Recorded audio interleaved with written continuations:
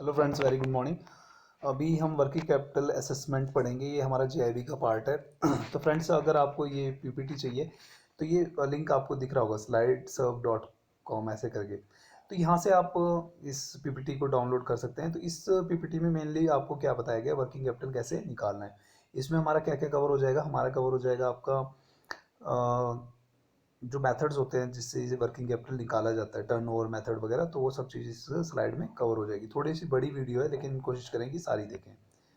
देखिए, what is working capital? Funds required to acquire current assets to enable business या industry to operate at the expected levels. देखो, current assets क्या होंगे किसी company के? उसकी मशीनरी, फर्नीचर, फिक्सचर जो उसको चलाने के काम आएगा। नेक्स्ट देखिए, कॉन्सेप्ट्स ऑफ वर्किंग कैपिटल। क्या कॉन्सेप्ट्स हैं?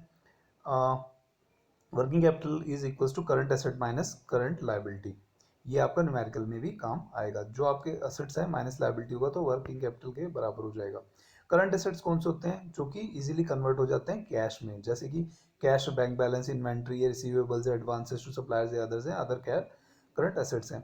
इन्वेंट्री जो होती है, आप अगर सेल आउट करोगे तो एकदम से आपको कैश मिल जाएगा, तो वो क्या कहलाते हैं? आपके current assets. But are working capital sources, तो क्या क्या सोर्सेज होंगे? अपना खुद का पैसा लगाएगा। मान लीजिए किसी ने फैक्ट्री लगाई तो वो खुद का अपना पैसा लगाएगा, बैंक से बोरो करेगा। सन्ड्री क्रेडिटर्स ऐसे होते हैं जैसे कि मान लो आप रिश्तेदार वगैरह से लेते हैं। एडवांसेस फ्रॉम कस्टमर से भी आप नगद ले सकते हैं। Deposits due in a year, जो आपका एक साल से डिपॉजिट है वो भी हो सकता है, और अदर करंट लाइबिलिटीज भी हो सकती हैं। नेक्स्ट लिए देखते हैं ऑपरेटिंग साइकिल। ऑपरेटिंग साइकिल होती है जहां आपने रॉ मटेरियल लिया, उसको आप तैयार माल बनाएंगे फिर बेचेंगे, तो वो पूरी साइकिल जो चलती है उसको ऑपरेटिंग साइकिल बोल देते हैं। स्टेजेस बताई गई हैं इसमें। स्टेजेस देखिए, raw material, work in progress, finished goods, receivables, less creditors या परचेजेस। ठीक है, देखो, मान लो कि आप सिरप बनाने की एक फैक्ट्री बनाते हैं, तो आप क्या करेंगे? पहले लिक्विड लेके आएंगे, पानी लाएंगे, सब चीज़ मिलाएंगे और दवाई वगैरह मिलाएंगे उसके अंदर, फिर बॉटल में भरेंगे, उसके बाद में उसको लेबल करेंगे और फिर डब्बे में बंद करेंगे और फिर आगे बेच देंगे। तो उस सारी प्रोसेस को क्या बोलते हैं? ऑपरेटिंग साइकिल बोलते हैं। रॉ मटेरियल से लेके फिनिश्ड गुड्स तक क्या कहलाती है? ऑपरेटिंग साइकिल कहलाती है।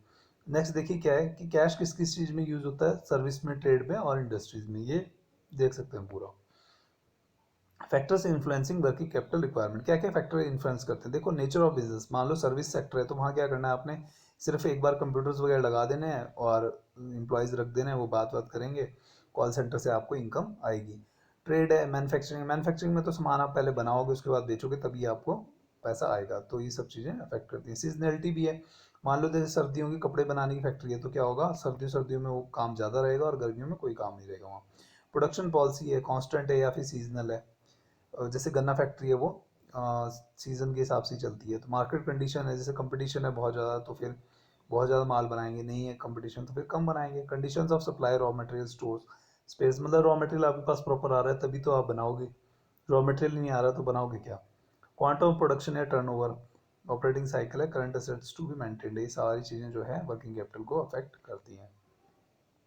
Data to be obtained. क्या क्या डाटा होना चाहिए? एप्लीकेशन होनी चाहिए, फाइनेंशियल स्टेटमेंट्स होनी चाहिए प्रीवियस ईयर्स की, और एस्टिमेट्स होनी चाहिए, projection with the quantitative details. Working capital finance दो तरह का फाइनेंस होता है। एक फंड बेस्ड होता है, एक नॉन फंड बेस्ड होता है। फंड बेस्ड में क्या होगा? इन्वेंट्री फाइनेंस होगा, बिल फाइनेंस होगा, पोस्ट सेल फाइनेंस होगा। नॉन फंड बेस्ड में क्या होगा? लेटर ऑफ क्रेडिट और बिल बैंक गारंटी होगा। देखो, कहीं से आपने कुछ सामान मंगाना है, जैसे मान लो कुछ चीज़ें इंपोर्ट करनी है, तो क्या होता है? लेटर ऑफ क्रेडिट काम आता है या फिर बैंक गारंटी काम आती है। तो वहाँ पे आपने पैसे तो नहीं देते डायरेक्ट, तो इसलिए नॉन फंड बेस्ड फाइनेंस होता है। असेसमेंट मेथड, मतलब क्या क्या मेथड से आप वर्किंग कैपिटल असेस करते हो? एक तो ऑपरेटिंग साइकिल मेथड, ठीक है, कितने टाइम में आपका जो है फिनिश्ड गुड हो जाएगा और सेल आउट करेंगे और कितनी देर में आप जो है उससे पैसा कमा सकते हैं। सर्विस सेक्टर है, ट्रेडर्स है, मैन्युफैक्चरिंग एक्टिविटी है, ड्राइंग पावर मेथड है और टर्नओवर मेथड है। इन सारे मेथड्स के बारे में हम आगे पढ़ेंगे। तो असेसमेंट मेथड पहला क्या है? MPBF मेथड या फिर सेकंड मेथड ऑफ लैंडिंग। ये लिमिट्स अप टू 6 करोड़ और अबव तक के काम में आती है। कैश बजट मेथड होता है, reason based on procurement and cash inflows. जैसे कि सीजनल कंपनीज वगैरह हैं तो उसमें कैश बजट मेथड काम आता है।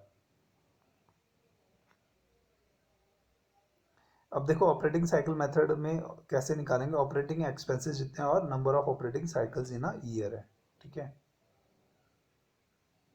लेंथ ऑफ ऑपरेटिंग साइकिल क्या करेंगे? प्रोक्योरमेंट ऑफ रॉ मटेरियल 30 दिन है, कन्वर्जन या प्रोसेस टाइम 15 दिन है, average time of holding of finished good है 15 दिन है। तो इस तरह से हम सारे नोट कर लेंगे तो हमारी लास्ट में ऑपरेटिंग साइकिल आ जाएगी। ये देखो ना, ये यहाँ पे सेकंड, ये फॉर्मूला था ना operating expenses upon number of operating cycles in a year. तो इससे हमारा पता लग जाएगा कि हमें कितने दिन में और कितनी साइकिल होंगी। तो एक साल में यहाँ 4 साइकिल्स आ गई हैं, ठीक है। अब इस मेथड से हम क्या करेंगे, ऑपरेटिंग एक्सपेंसेस निकाल दिए, टर्नओवर कितना है हमारा, तो इससे वर्किंग कैपिटल रिक्वायरमेंट भी हमें पता लग जाएगी, कितनी साइकिल्स लगेंगी तो उससे हमने डिवाइड करके निकाल दिया।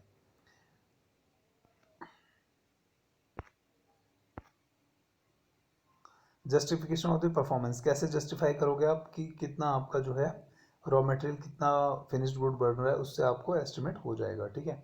MPBF मेथड ये है, Tandon's second method of lending भी बोलते हैं इसको।